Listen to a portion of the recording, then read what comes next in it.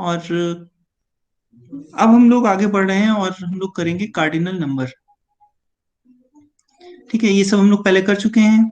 हम लोग ने देखा infinite subset of N is countable. फिर हम लोग ने देखा countable subset of a countable set is, sorry, subset of a countable set is countable, ये भी हम लोग ने देखा। फिर हम लोग ने देखा countable union of countable set is countable, ये भी देखा हम लोग ने। और फिर हम लोग ने देखा आर इज अनकाउंटेबल। फिर हम लोग देखे क्यू काउंटेबल है, क्यू डैश काउंटेबल नहीं है, अनकाउंटेबल है। फिर हम लोग ने देखा कैंटर थ्योरम। कैंटर थ्योरम ये कहती है कि सेट से उसके पावर सेट के बीच में कोई भी ऑन टू मैपिंग नहीं हो सकती है। ठीक है, तो ये सारी चीजें हम लोग देख चुके हैं। अब हम लोग आगे चलते हैं और कुछ और चीजें करते हैं। तो हम लोग आज डिफाइन करेंगे cardinal number.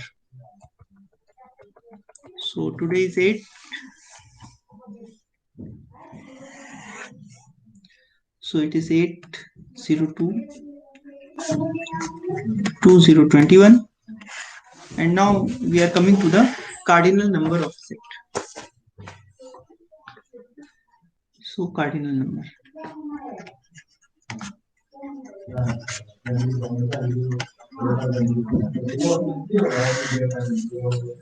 suppose A is a finite set. A is a finite set such that A is equivalent to, this symbol is used for equivalent, A is equivalent to 1 to n. We define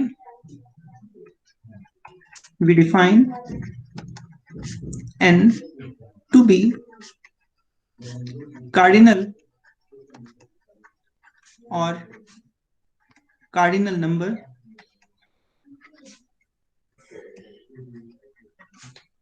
of A, and we denote it as cardinal of A or cardinal number of A is n. So this simply means that each natural number,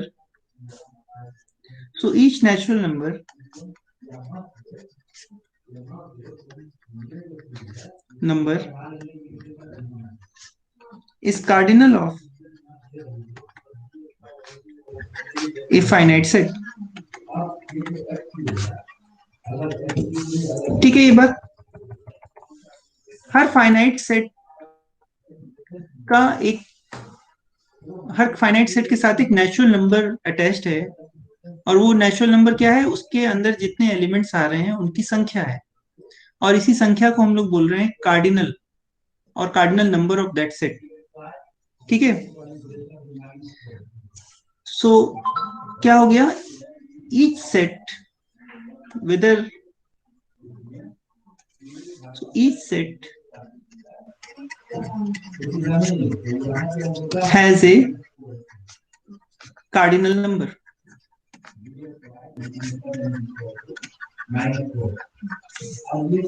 assigned to it. Sir किसी set में अगर 5 element है तो sir उसका cardinal number 1 होगा? नहीं, उस set का कार्डिनल नंबर 0 लिया जाएगा। ठीक है, अच्छा, ये चीज इस डेफिनेशन में कवर नहीं हो रही है, ठीक कह रहे हो। हाँ, उसका कार्डिनल नंबर 0 लेंगे। Each set has a cardinal number assigned to it, written as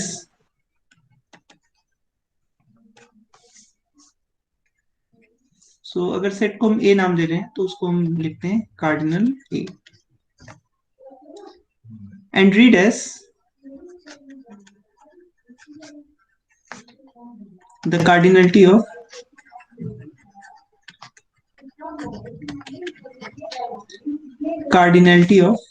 A.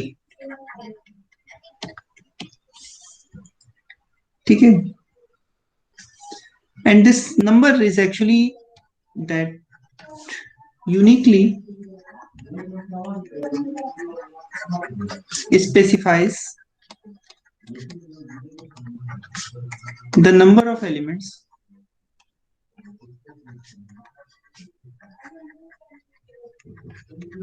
Of A, या इसको कह सकते हैं साइज ऑफ ए को बताएगा ये। ठीक है, सो इस हिसाब से अगर हम चलें तो इक्विवेलेंट सेट क्या होना चाहिए, उनकी कार्डिनलिटी सेम आनी चाहिए। Equivalent sets have same cardinality.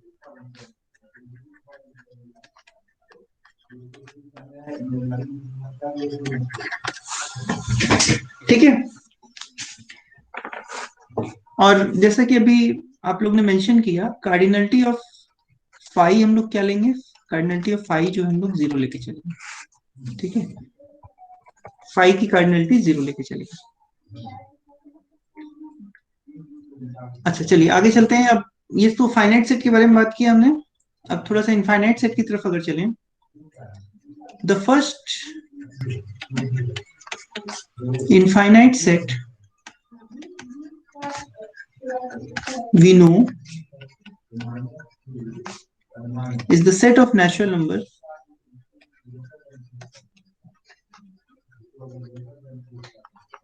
number. We denote it as n, and we denote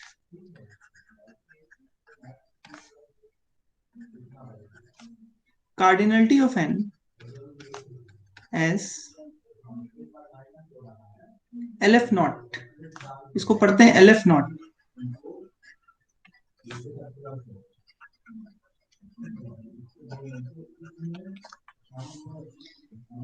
ये क्या हो गया, ये सिंबल हो गया। LF नॉट क्या है, एक सिंबल है, कोई नंबर नहीं है। ये सिंबल हम लोग यूज कर रहे हैं डिनोट करने के लिए कार्डिनलिटी ऑफ n को, क्योंकि हमको पता है n क्या इनफाइनाइट है, तो उसमें अगर हम काउंट करके लिखेंगे तो नंबर आपको पता नहीं चलेगा, क्योंकि वो फाइनाइट नंबर से तो नहीं रिप्रेजेंट हो पाएगा। तो हमने एक सिंबल अलॉट किया, कार्डिनलिटी ऑफ n को हम LF नॉट से डिनोट करेंगे। ठीक है, और इसी तरह से एक सिंबल हम लोग ने अलॉट किया, we denote the cardinality of R as C, और इसको पढ़ते हैं कॉन्टिन्यूम।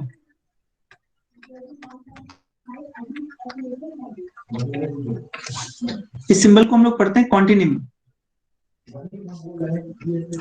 ठीक है, ये दोनों सिंबल अलॉट किए हैं, दोनों ही इनफाइनाइट सेट हैं, लेकिन इनकी आप जानते हैं कि कार्डिनलिटी अलग अलग है। क्यों? क्योंकि n से R में बाइजेक्शन नहीं है। क्यों नहीं है? क्योंकि n से अगर किसी सेट में बाइजेक्शन होता है तो वो क्या हो जाता है, काउंटेबल हो जाता है, बट R इज अनकाउंटेबल। तो n से R में कोई बाइजेक्शन नहीं है, कोई बाइजेक्टिव मैपिंग नहीं है, तो n की कार्डिनलिटी और R की कार्डिनलिटी अलग अलग सिंबल से डिनोट की जा रही है। n की कार्डिनलिटी को हम लोग LF नॉट से डिनोट करते हैं, और R की कार्डिनलिटी को हम लोग C से डिनोट करते हैं, या इसको कॉन्टिन्यूम भी बोलते हैं। ठीक है, अच्छा अच्छा, कुछ चीजें देखते हैं, सम फैक्ट्स। यहाँ कंटिन्यूम पर मतलब क्या है, नहीं समझ रहे। कार्ड जस्ट ऑफ एक आई, जस्ट एक सिंबल अलॉट किया गया C, उसका नाम कंटिन्यूम है, और यहाँ पे n के लिए एक सिंबल अलॉट किया गया है, उसको LF नॉट बोल रहे हैं। तो फिर सेट ऑफ ठीक है, इंटीजर इसको का एक सिंबल Z का उसका भी अलिफ हाँ नॉट हो जाएगा, क्योंकि सेट ऑफ इंटीजर एन के साथ हाँ, बाइजेक्टिव होता है। जो जो n के साथ अब बाइजेक्टिव करस्पॉन्डेंस में होगा, सबकी कार्डिनलिटी n की कार्डिनलिटी के बराबर आ जाएगी, क्योंकि हम लोग ने कहा है कि इक्विवेलेंट सेट की कार्डिनलिटी बराबर होगी। सर Q का Q का भी वही आएगा, LF नॉट। LF नॉट आएगा। Okay sir, thank you sir. ठीक है ना, तो जो जो सेट बराबर हैं उनका कार्डिनलिटी, जो जो इक्विवेलेंट है उनकी कार्डिनलिटी सेम आएगी। लेकिन हम लोग देखें कि n और r इक्विवेलेंट नहीं है, तो n की कार्डिनलिटी अलग और r की कार्डिनलिटी अलग। r की कार्डिनलिटी को C से डिनोट कर रहे हैं, उसको कॉन्टिन्यूम पढ़ रहे हैं, और n की कार्डिनलिटी को हम लोग LF नॉट से डिनोट कर रहे हैं। ठीक है,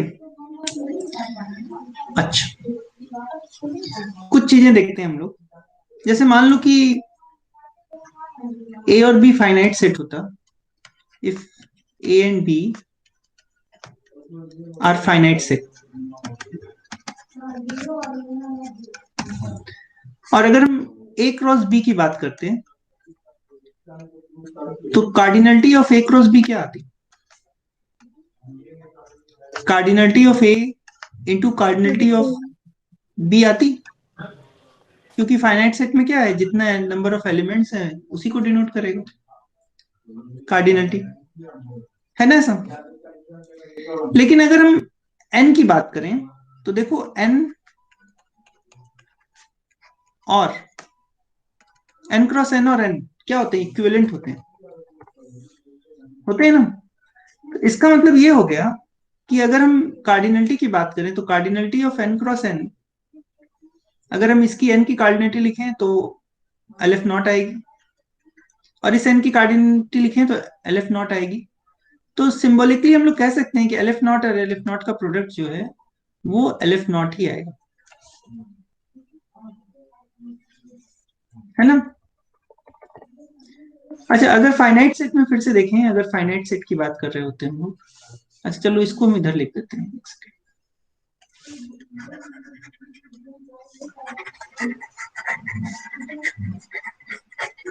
सर तभी जो एक बात बोले थे सर, कार्डिनलिटी जीरो होगा, वो क्या बोले थे सर, उसको एक बार क्लियरिफाई कीजिए सर। वो 5 की बोले थे। और वो जो पूछा था सर 5 का कार्डिनलिटी क्या होगा, जो आप जीरो बोल दिए थे सर।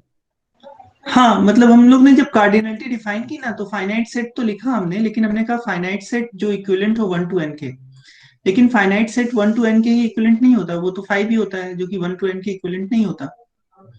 तो उस सेट की कार्डिनलिटी 0 लेके चलेंगे, और बाकी जो भी फाइनाइट सेट हैं जिसमें n एलिमेंट है वो 1 to n के इक्विवेलेंट होंगे, तो उनकी कार्डिनलिटी n से डिनोट करते हैं।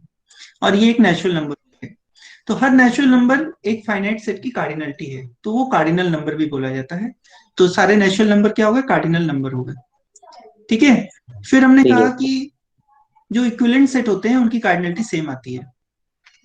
और फिर हमने कहा कि इनफाइनाइट सेट में दो तरह के इनफाइनाइट सेट हम लोग ने देखे हैं, एक नेचुरल नंबर का सेट है जो कि काउंटेबल सेट होता है, और एक जो है अनकाउंटेबल सेट आर हम लोग ने देखा, तो उसकी कार्डिनलिटी जो है सी से डिनोट कर देते हैं, और इसकी कार्डिनलिटी को LF नॉट। तो एक एक सिंबल हमने अलॉट कर दिया दोनों के लिए। तो जिस सेट की कार्डिनलिटी भी LF नॉट आएगी वो हम मान लेंगे कि वो equivalent to natural number set है, और जिस सेट की कार्डिनलिटी भी C आएगी, कॉन्टिन्यूम आएगी, उस सेट को हम लोग मान लेंगे इक्विवेलेंट टू R है, ठीक है। Yes sir. चलिए, तो इस बात को हम इधर लिख लेते हैं कि LF naught cross LF naught is equal to LF not.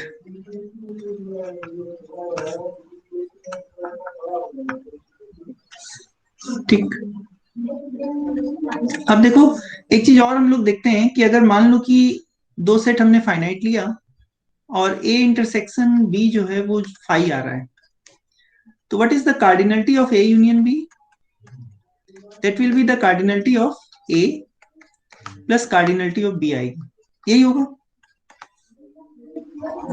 लेकिन अगर हम दो काउंटेबल सेट ले लें, डिसजॉइंट काउंटेबल सेट ले लें और उनका यूनियन लें, तो मान लो कि two disjoint countable sets, suppose A and B are two disjoint countable sets, countable infinite ले लेते हैं, infinite, let me write it properly,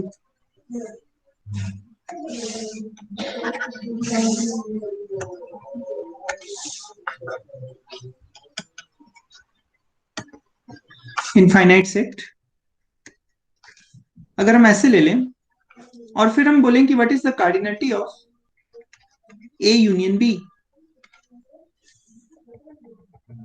तो आपको पता है कि A क्या है? A is equivalent to N है, B is also equivalent to N है, और यूनियन इसका क्या होगा? यूनियन भी काउंटेबल होगा, यानी ये भी इक्विवेलेंट टू N होगा ना। तो cardinality of A union B, अगर हम इसको इस फाइनाइट की तरह देखें तो एक तरह से ये अलिफ नॉट प्लस अलिफ नॉट आनी चाहिए, लेकिन ये बराबर आती है कार्डिनलिटी ऑफ ए या कार्डिनलिटी ऑफ बी के, जो कि एन के बराबर है। तो इसका मतलब हम लोग ये कह सकते हैं, सो एक तरह से हम ये कह सकते हैं, क्योंकि ये और ये इक्विवेलेंट है, तो हम लोग ये कह सकते हैं कि अलिफ नॉट और एलिफ नॉट को हम लोग अगर ऐड करेंगे तो एलिफ नॉट ही आएगा। यानी दो काउंटेबल सेट का अगर हम एडिशन करेंगे, काउंटेबल इनफाइनाइट सेट का, यानी यूनियन करेंगे, तो हमको क्या मिलेगा, एक काउंटेबल सेट ही मिलेगा इस तरह से। और इसी बात को अगर हम और बढ़ा के बोलें कि अगर हमारे पास बहुत सारे m number of countable set हों, तो m टाइम्स अगर हम अलिफ नॉट करेंगे तो हमको अलिफ नॉट मिलेगा, जहां पे m कोई नेचुरल नंबर है। ठीक है ना? तो जैसे कार्डिनल नंबर फाइनाइट नंबर के लिए जो चीजें चल रही थी, वो इनफाइनाइट के लिए ये जो कार्डिनल नंबर आ रहा है उसके लिए थोड़ा अलग तरीके से चीजें हो रही हैं। चलिए एक चीज और देखते हैं कि अगर हम कोई सेट ले रहे हैं, सपोज एक सेट लिए हम, चलिए नॉन एम्प्टी सेट,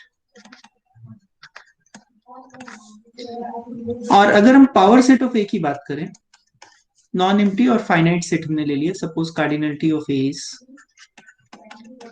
एन, तो पावर सेट ऑफ ए में कितने एलिमेंट होंगे? What is the cardinality of power set of A? Sir ये फाइनाइट या फिर अनकाउंटेबल दोनों हो सकते हैं सर। नहीं, हम ये फाइनाइट सेट लेके चल रहे हैं, दिस इज फाइनाइट नंबर। तो सर फाइनाइट आएगी कार्डिनलिटी सर। कितनी आएगी cardinality? Sir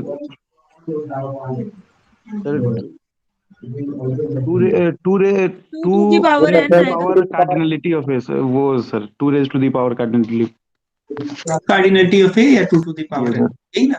yes sir. Yes sir. ठीक है, ठीक। अच्छा, अगर हम power set of natural number लें, तो ये सेट और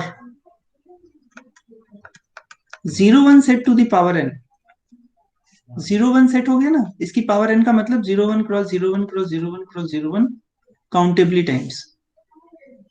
समझ रहे हो इस बात को? ये दोनों इक्विवेलेंट सेट है। क्या ये बात क्लियर है आपको?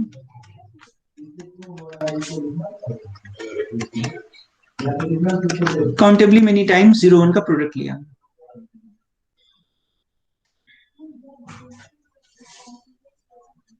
तो जितने पावर सेट में एलिमेंट होंगे उतने ही ये सेट में एलिमेंट्स होंगे। इस सेट को पहचान पा रहे हो आप? इस सेट के एलिमेंट्स कैसे दिखेंगे? इस सेट के जो एलिमेंट्स होंगे उसमें कोऑर्डिनेट होंगे, 1 नंबर 2 नंबर 3 नंबर, और कितने होंगे? इनफाइनाइट कोऑर्डिनेट होंगे,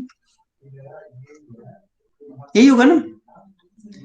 और ये जो इनफाइनाइट कोऑर्डिनेट सर, तो ये हाँ। अलिफ नॉट टाइम्स अलिफ नॉट नंबर नहीं बोल सकते हैं, उसके अंदर में होगा। किसके अंदर में? ये जो आप इसके जो बोल रहे हैं कि इनफाइनाइट नंबर होंगे इसके अंदर में, ये 0 1 को आप n टाइम्स इसको किए हैं ना, हाँ, तो n की कार्डिनलिटी क्या होती है? वो अलिफ नॉट होती है सर। तो अलिफ नॉट इसके 0 अंदर में अनकाउंटेबल सेट होता है, लेकिन नेचुरल नंबर काउंटेबल हो तो अलिफ नेट कैसे बोल सकते हैं?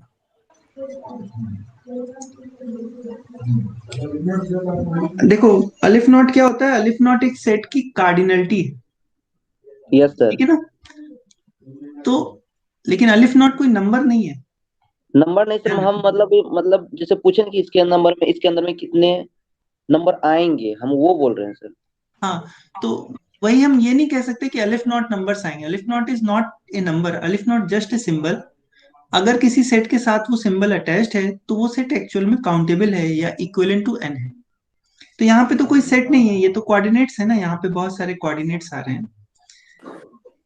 इसलिए अब देखो ये इस कोऑर्डिनेट्स में एलिमेंट्स क्या आएंगे?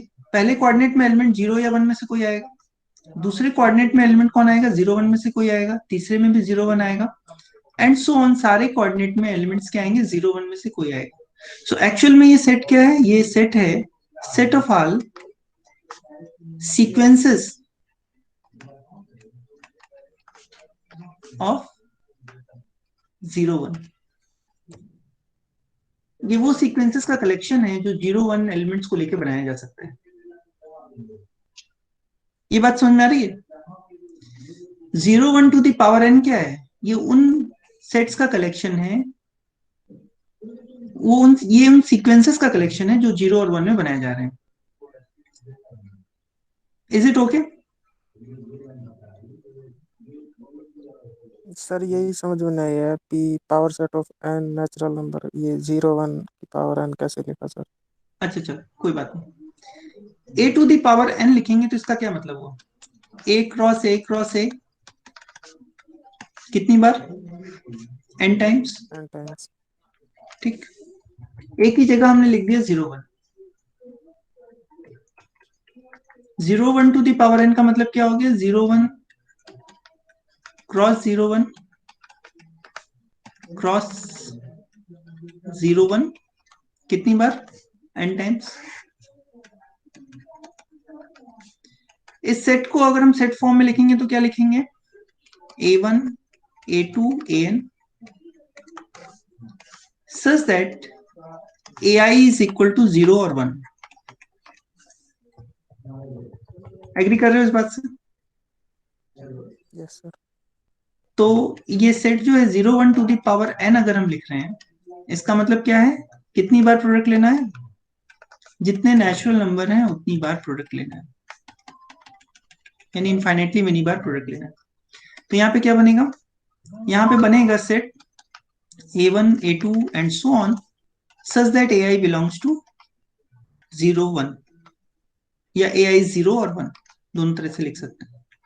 ठीक है, तो इसको अगर हम ऐसे ब्रैकेट लगा के ना लिखें और इसको हम ऐसे ही डिनोट कर दें, an n is varying from 1 to infinitive such that an belongs to 0 1, तो दोनों एक ही चीज है। हर एक एलिमेंट क्या होगा? एक सीक्वेंस होगा, और सीक्वेंस किस में होगा? 0 1 में होगा। So 0 1 to the power n क्या हो गया? 0 1 to the power n is nothing but the set of all sequences of 0 1, set of all sequences 0 and 1। 0 और 1 का एक सीक्वेंस। अब समझ में आ रहा है? यस सर, ये तो आ गया। ठीक, अब देखो, अगर हम पावर सेट ऑफ n की बात करते हैं, पावर सेट ऑफ n की बात कर रहे हैं, तो ये पावर सेट ऑफ n से एक मैप हम डिफाइन कर सकते हैं phi is 0 1 to the power n में। कैसे मैप डिफाइन करेंगे? यहाँ पे कोई एलिमेंट हम अगर लेंगे, मान लो एक a हमने लिया Pn में, तो a क्या होगा? a नेचुरल नंबर सेट का एक सबसेट होगा। ठीक है, तो हम क्या करेंगे? इससे मैप फाई डिफाइन करेंगे और फाई ए हम यहाँ आ जाएंगे। और फाई ए कैसे डिफाइन करेंगे? फाई ए हम लोग क्या करेंगे कि ए में क्या होगा? कुछ एलिमेंट्स होंगे ना, ए में जो एलिमेंट्स हैं इनकी मदद से हम एक सीक्वेंस डिफाइन करेंगे। तो ए में नेचुरल नंबर्स होंगे, तो हम एक सीक्वेंस डिफाइन करेंगे an, n is varying from 1 to infinitive such that an की वैल्यू आएगी 1 if n belongs to a, और 0 आएगी if n does not belongs to a। तो क्या बना? एक 0 1 का सीक्वेंस बन गया।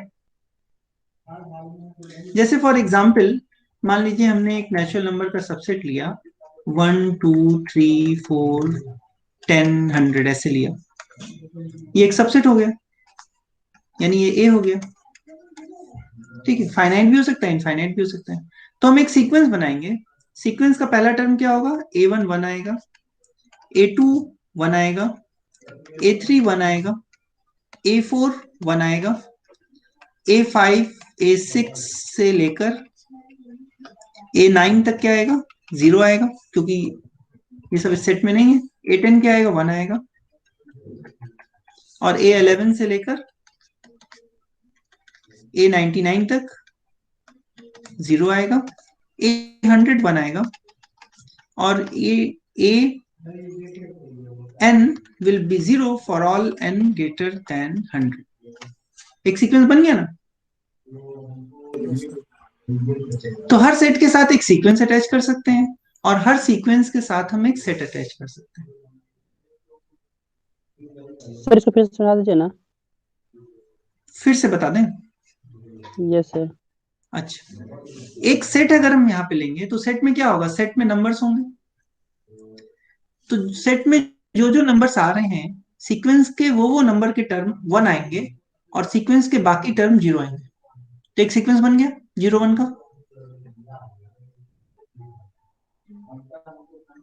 यस। वही सीक्वेंस हम अटैच कर रहे हैं। तो हर सेट के साथ एक सीक्वेंस अटैच है और हर सीक्वेंस जो हमने बनाया है, जहां जहां पे 1 आ रहा है, उस नंबर के एलिमेंट्स को इकट्ठा कर लें तो एक सेट मिल जाएगा। तो हर सीक्वेंस के साथ एक सेट अटैच्ड है और हर सेट के साथ एक सीक्वेंस अटैच्ड है। And this is, you can show it that this mapping is 1 1 on 2. So I'm leaving it as exercise for you. Show that phi is 1 1 and on 2. So इससे क्या proof हो गया? इससे ये प्रूफ हो गया कि जो पावर सेट ऑफ n है वो इक्विवेलेंट है this set 0 1 to the power n। यानी कि क्या है, set of all sequences, set of all sequences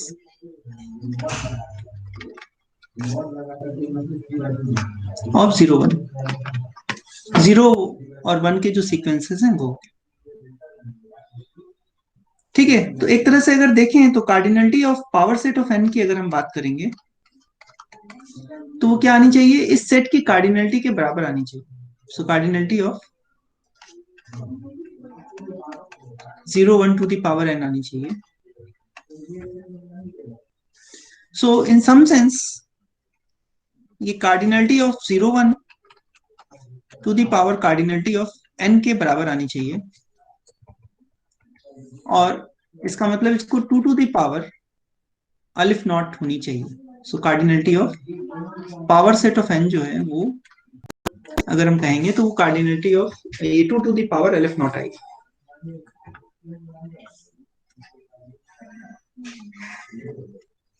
sir 2 to the power aleph naught continuum होता है ना? ये दिखाना पड़ेगा। हम लोग आगे देखेंगे कि 2 to the power aleph naught जो होता है वो c के इक्वल आएगा। ठीक है, चलिए, और इसी को कॉन्टिन्यूम हाइपोथेसिस भी बोलते हैं, मतलब कि इनके बीच में कोई कार्डिनलिटी नहीं। अच्छा चलिए और आगे देखते हैं, फिर आगे इसको दिखाते हैं कि 2 to the power aleph naught जो होता है वो c के इक्वल आएगा। Ordering of cardinal. अब कुछ चीजें हैं जो हम आपको फैक्ट की तरह बता देंगे, इनके प्रूफ्स नहीं कर पाएंगे क्योंकि बहुत समय चाहिए उसके लिए। तो चलिए कुछ बातें हम आपको बताते जाते हैं। Let x and y be two sets, then by x is less than equal to y, we mean that there exists an injective map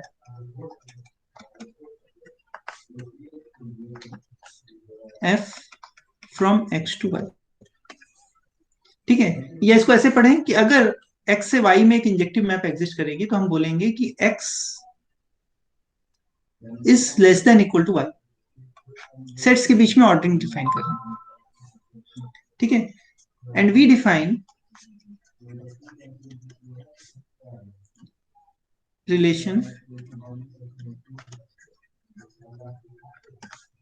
less than equal to in the class of cardinals। Class of cardinals मतलब कार्डिनल्स number को इकट्ठा कर लिया हमने और उनके class में हमने एक लेस देन इक्वल टू का रिलेशन डिफाइन कर रहे हैं। कैसे डिफाइन कर रहे हैं? By cardinal of x is less than equal to cardinal of y। कब करेंगे? If x is less than equal to y। यानी सेट x से अगर y में इंजेक्टिव मैपिंग है तो हम कहेंगे cardinality of x is less than equal to cardinality of y। ठीक है, ऑर्डरिंग ऑफ कार्डिनल हम लोग कर चुके थे। Let x and y be two sets and let x is less than equal to y, we mean that, so by x is less than equal to y, we mean that there exists an injective mapping f from x to y, and we define a relation less than equal to on the class of cardinal. So हम कहेंगे cardinal of x, cardinality of x is less than equal to cardinality of y कब कहेंगे? जब x is less than equal to y, और x is less than equal to y कब कहेंगे? जब x से y में एक इंजेक्टिव मैपिंग होगी। तो दो फैक्ट है, हालांकि इसका हम यूज नहीं करने वाले हैं। फैक्ट नंबर 1 ये है कि x से y अगर दो सेट है तो cardinality of x cardinality of y से लेस देन इक्वल टू आएगी अगर y से x में सर्जेक्टिव मैप मिल जाए। ऊपर इंजेक्टिव मैप के टर्म में बताया, यहाँ पे बता रहे हैं सर्जेक्टिव मैप मिल जाए y से x में, तो हम कहेंगे cardinality of x is less than equal to cardinality of y। और आप देख सकते हैं फाइनाइट सेट के ऊपर तो ये बात ट्रू है। ये x और y दो सेट हैं और अगर surjective map from x to y मिल जाए तो हम कहेंगे कार्डिनलिटी ऑफ y जो है वो कार्डिनलिटी ऑफ x से छोटी होगी। दोनों एक दूसरे का अपोजिट है, if and only if condition आप कह सकते हैं इसको। चलिए, इसके बाद है श्राइडर बर्नस्टीन थ्योरम। वो ये कहती है कि a और b दो कार्डिनल नंबर्स हैं और अगर a less than equal to b है and b less than equal to a है तो दोनों बराबर होगा। फाइनाइट सेट के ऊपर तो ये बात सही है, अगर क्योंकि सारे नेचुरल नंबर कार्डिनल नंबर्स होते हैं तो उनके लिए तो एकदम ट्रू है, इसमें कोई दिक्कत नहीं है। बट क्योंकि हमारे पास इनफाइनाइट सेट भी हैंडल करने के लिए, तो इसलिए ये बात उनको कैसे कंपेयर करेंगे, यानी हम कैसे अलिफ नॉट और कंटिन्यूम को कंपेयर करेंगे, इस टाइप की चीजें। तो उसके लिए ये रिजल्ट है, इसको कैंटर श्राइडर बर्नस्टीन थ्योरम भी बोलते हैं। रिजल्ट क्या है? अगर a और b दो कार्डिनलिटी है, दो कार्डिनल नंबर्स हैं, a less than equal to b है and b less than equal to a है, तो दोनों बराबर आएगा। ठीक है, तो इसी रिजल्ट का यूज करते हुए, इसका हम लोग प्रूफ नहीं कर रहे हैं, इसको यूज करते हुए हम लोग ये बताने की कोशिश करेंगे कि 2 to the power aleph naught अगर करेंगे तो c के इक्वल आएगा। तो चलिए कैसे देखेंगे।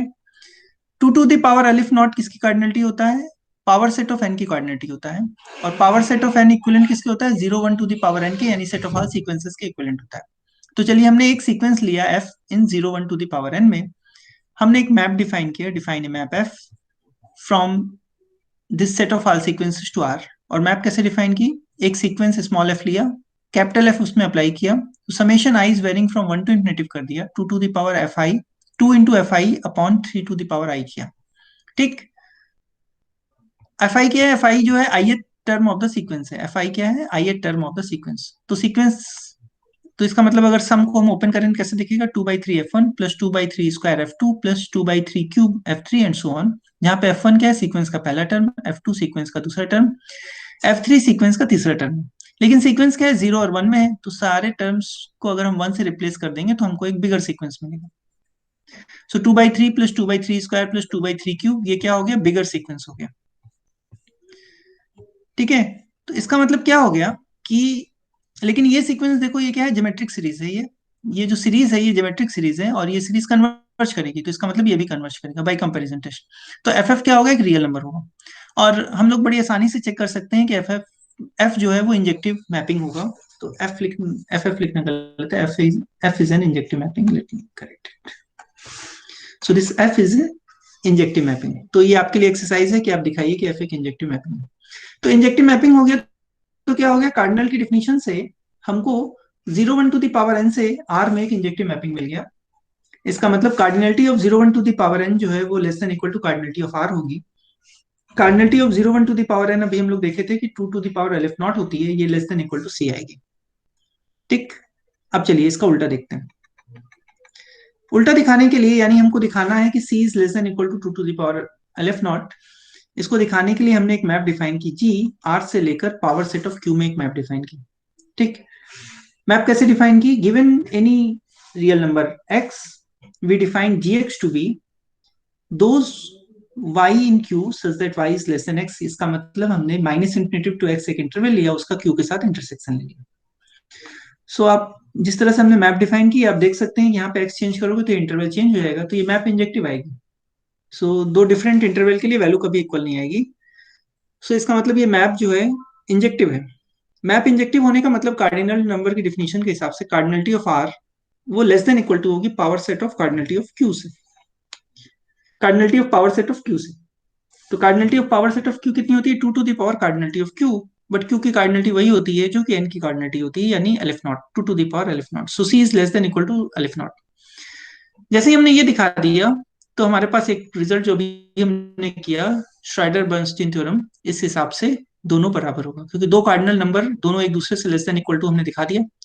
2 to the power N naught is less than equal to C, and C, sorry यहाँ पे लिखना चाहिए हमको, C is less than equal to 2 to the power N naught. तो इसका मतलब दोनों इक्वल आ गया, यानी 2 to the power N naught is equal to C. ठीक है, तो ये मेन चीज है। इसका मतलब जो है, इसका मतलब क्या हो गया, ये कार्डिनलिटी किसकी थी? पावर सेट ऑफ एन की थी, और ये कार्डिनलिटी किसकी थी? आर की थी। तो ये दोनों सेट इक्विवेलेंट आ गए। ठीक है, तो ये दोनों सेट इक्विवेलेंट है।